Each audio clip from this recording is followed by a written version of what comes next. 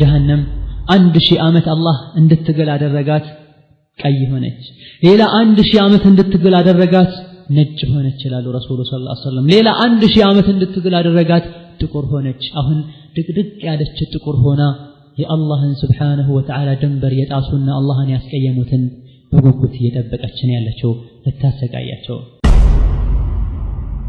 የአንድ ካፈር ጀሃነም የገባ አመፀኛ አንቢባይ አፈንጋጭ ጀሃነም ውስጥ ሆኖ ስቃዩ እንዲበረታ ሰውነቱን አላህ ከማግዘፉ የመጣ ከአንድ ተከሻ እስከ አንደኛው ተከሻው 3 ቀን ያስኬዳል ይላሉ ረሱሉ ሰለላሁ ዐለይሂ ወሰለም እንደማን አካሄድ በሰው እግር ነው በሰው እርምጃ ነው ወይስ በተራ ፈረስ ነው لا والله በጣም ለሚጋልብ ጋላቢ በ3 ቀን የሚቋረጥ ያክል ስፋት ይኖረዋል ይላሉ ረሱሉ ሰለላሁ ዐለይሂ ወሰለም እዚህ የተከፈተው ጭንቅላቱ አናቱ አንጎሉ ላይ ጀሃነም ላይ የጋለ ውሃ እንዲፈስ ይደረጋል አላህ ይጠብቀን የፈሰሰው ውሃ ወደ ውስጥ በመግባት የሆድ ዕቃው እንዳለ በጀሃነም እሳት እንዲቀቀል በጀሃነም በጋለ ውሃ እንዲንተከተክ ይደረጋል የተረፈውን የውጫዊ አካል ሰውነቱ ላይ እንዲፈስ ይደረጋል የሆድ ዕቃው ከታች ይወጣል ይህም ይባላል መላእክቶች ውርደቱ ላይ ውርደት እንዲጨምሩለት ذق انك انت العزيز الكريم በዚህ አሰቃቂ በሆነ ሁኔታ ላይ ያለ ቅመስ አንተ ትልቁ ሰው አንተ ጀብደኛ አንተ ኃይለኛው አዱንያ ጀሃነም ሲባል ታሾፍ አልነበረ አላህን ፍራ ሲባል ቀልድ ይመስልሃል ነበር እሳት ሲባል ሩቅ ይመስልሃል ነበር ትንቀባረርና ትኮራል ነበር እንካቅመስ አንተ ኩራተኛ እንካቅመስ አንተ ትልቅ ሰው اللهم أجرنا من النار ومن غضبك يا عزيز يا جبار يا أهل الجنة أن أنت جنة وجهي ምናልባት አባት ይኖራል ጀነት ውስጥ አፈንጋጭ ልጁ ጀሃነም ገብቶ እናት ትኖራለች አፈንጋጭ ልጇ ጀነት ጀሃነም ገብታ አባቴ ሆይ ወንድሜ ሆይ አጎቴ ሆይ ጓደኛዬ ሆይ ብለው ወደ ጀነት ይጣራሉ እባካችሁ ከቀብር ስንወጣም ጥምና ረሃብ አሰቃይቶን ነበረ ቂያማ ሜዳ ላይም ጥምና ረሃብ አሰቃይቶን ነበረ ወደዚህም ስንነዳ ጥምና ረሃብ አሰቃይቶን ነበረ አሁን ጥምና ረሃብን መቋቋም አልቻልንም ጠማን ራበን ብለን ስንል ሚሰጠን የባሰ ስቃዩን የሚያበረታ ረሃቡን የሚጨምር ነገር ነው እባካችሁ ትንሽ ውሃ ወደኛ እስኪ ስጡን አፍስሱልን አቀብሉን አው ሚማ ረዘቀኩም الله ውሃ የግድ ውሃ መሆን የለበትም ሌላም ቢሆን አንጀት የሚያርስ ነገር ስጡን ይሏቸዋል እባካችሁ ዘኑልን እባካችሁ አድኑን እሳት በላችን ካቴና ሰውነታችንን ቆራረጠን ማንም መልስ አይሰጣቸውም ይልቁንስ እርስ በርሳቸው ይረጋገማሉ እንደውም ተስፋ እንዲያስቆርጧቸው ان الله حرمهما على الكافرين الله سبحانه وتعالى አላህን የረሱ ሰዎች አላህን ያመፁ ሰዎች የጀነትን ምግብ እንዳይበሉ እርም አድርጎባቸዋል ይሏቸዋል فاسألوا أهل الذكر إن كنتم لا تعلمون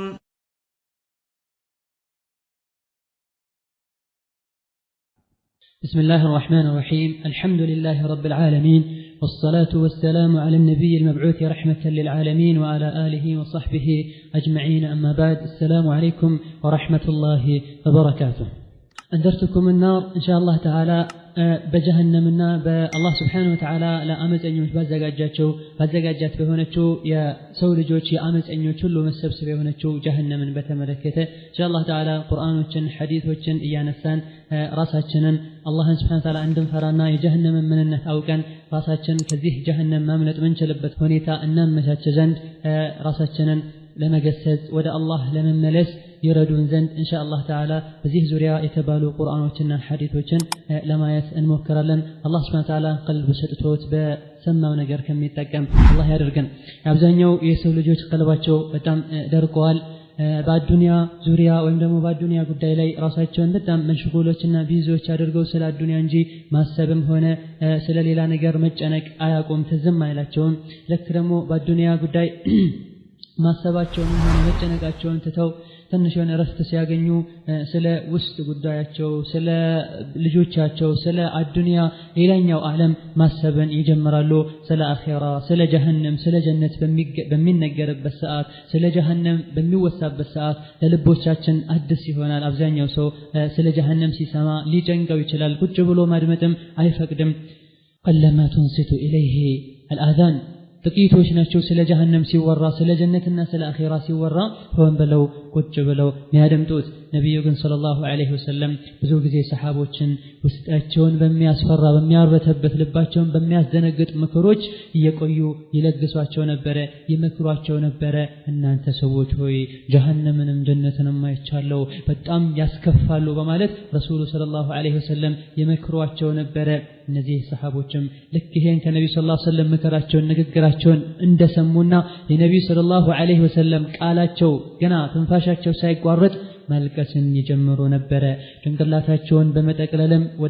ወደ ውስጥ በመሸፈንም ማልቀስን ይጀምሩ ነበር የዛሬ ነፍሳችን ደግሞ የኛ የሰው ልጆች ነፍስ ከነሱ የበለጠ ስለ ጀሃነም ሊነገራትም ይገባል ከነሱ የበለጠ ለናለቅስም ይገባናል አላህ Subhanahu Wa Ta'ala ስለ ጀሃነም ሰዎችን በጣም አስጠንቅቋል ነብዩ መሐመድ ሰለላሁ ዐለይሂ ወሰለም ጀሃነምን በጣም አስጠንቅቀዋል አላህ Subhanahu Wa Ta'ala فأنذرتكم نارا تلظى በጣም ተንቀለቀለ የሆነችን እሳት አስጠንቅቂያችኋለሁ ብለዋል إنها لإحدى الكبر ጀሃነም ደግሞ በጣም የሰው ልጆች ትኩረት ሊሰጡት በህይወታቸው ሊሰጉትና ሊፈሩት ሊጠነቀቁት ከሚገቡ ታላላቅ ኃያል ነገሮች ውስጥ አንዷ ጀሃነም ናት ብሎ አላህ Subhanahu Wa Ta'ala ተናግሯል እንደውም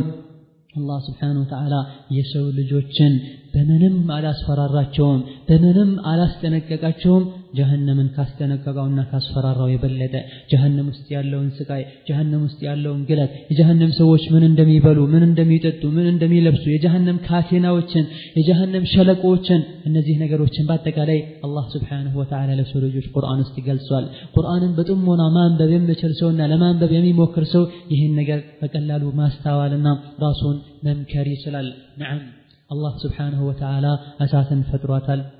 አላህን ያስቀየመ የአላህን ድንበር የጣሰ ሁሉ እሳትን መቅመሱ አይቀርም ስለሆነም አላህ Subhanahu Wa Ta'ala ያዘዘንን መታዘዝ እስካልቻለን የከለከለንን መከልከል እስካልቻለን ድረስ ያለን መመለሻ ምንድነው የምለው ሊያሳስበንና ሊያስጨንቀን ይገባል ኢማሙ ሙስሊም ረሂመሁላሁ ተዓላ ሰሂሃቸው ላይ አቡ ሰዒድ አልኹድሪ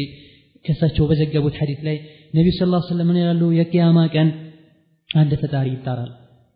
ሁሉም ኡመት ሁሉም ህዝብ ያመልከው የነበረውን ነገር ይከተል ተብሎ እንዲጣራ አላህ ያዟል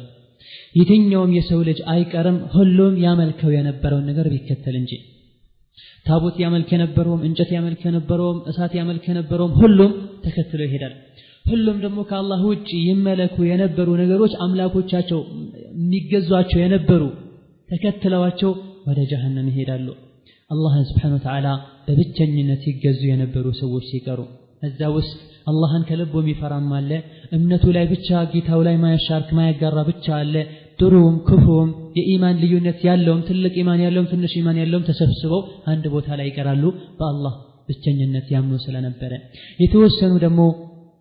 ክርስቲያኖችና ይሁዶችም እዛ ቦታ ላይ ይቀራሉ ይላሉ ረሱሉ ሰለላሁ ዐለይሂ ወሰለም فيقال لهم ما كنتم تعبدون ምንድን ነበር መታመልኩት ተብለው አህለል ኪታቦች ይሁዶች ይጠየቃሉ እነሱም ዑዘይር የሚባለውን የአላህን ልጅ ዑዘይርን ነበር የምንገዛው ብለው መልስ ይሰጣሉ የአዱንያ ጅልነታቸውን እዛም ይደግሙታል ይሄን መላእክቶች ምን ይላቸዋል ዋሻችሁ አላህ Subhanahu Wa Ta'ala ልጅም አልነበረው ምስትም አልነበረው ኪስ መጥቶ ደግሞ ልጅ ለአላህ ለጠፋችሁለት ብለው ያዋርዷቸዋል ከዛም ይህን በደነጋጤ ላይ ያሉ ለመሆኑ ምን ትፈልጋላችሁ ተብለው ሲጠየቁ ጌታችን ሆይ በጣም ጠምቶናል አዳጣን ውሃ ይሉታል ወደፊት ለፊት ያሳዩአቸውና ወደዛ ማየት ትችላላችሁ ይታያችኋል እዛ ጋር ያለው ተብለው ሲጠየቁ አዎን እናያለን ከዛም ሲሄዱ አላ ተሪዱን ታዲያ እዛ ጋር ሄዳችሁ ያለውን ውሃ አጠጡም እንዴ ብሎ ይጠየቃሉ ወደዛ ይሄዳሉ ልክ ሄደው ሲያዩ ግና ውሃ ሳይሆን የሚያገኙት ጀሃነም እርስ በርሷ ስትባላ ያገኙታል ውሃ እንጠጣለን ብለው በተቃጠለ እንጀታቸው ሲሄዱ ገና እሳትን ያገኛሉ እዛ እሳት ላይ ከመጀመሪያ እስከ መጨረሻቸው እሳት ላይ ይንጠባጠባሉ እሳት ላይ ይወድቃሉ እስከ መጨረሻው ሲሰቃዩ ይቆያሉ በዚሁ መልኩ ነሳራዎችም ክርስቲያን ነን ባዮች ይጠየቁና ማን ነበር ይጠሩና ማን ነበር የምታመልኩት ኢየሱስን ዋሻችሁ ለአላህ ልጅም አልነበረውም ምስትም አልነበረውም እንደዛው ምን ትፈልጋላችሁ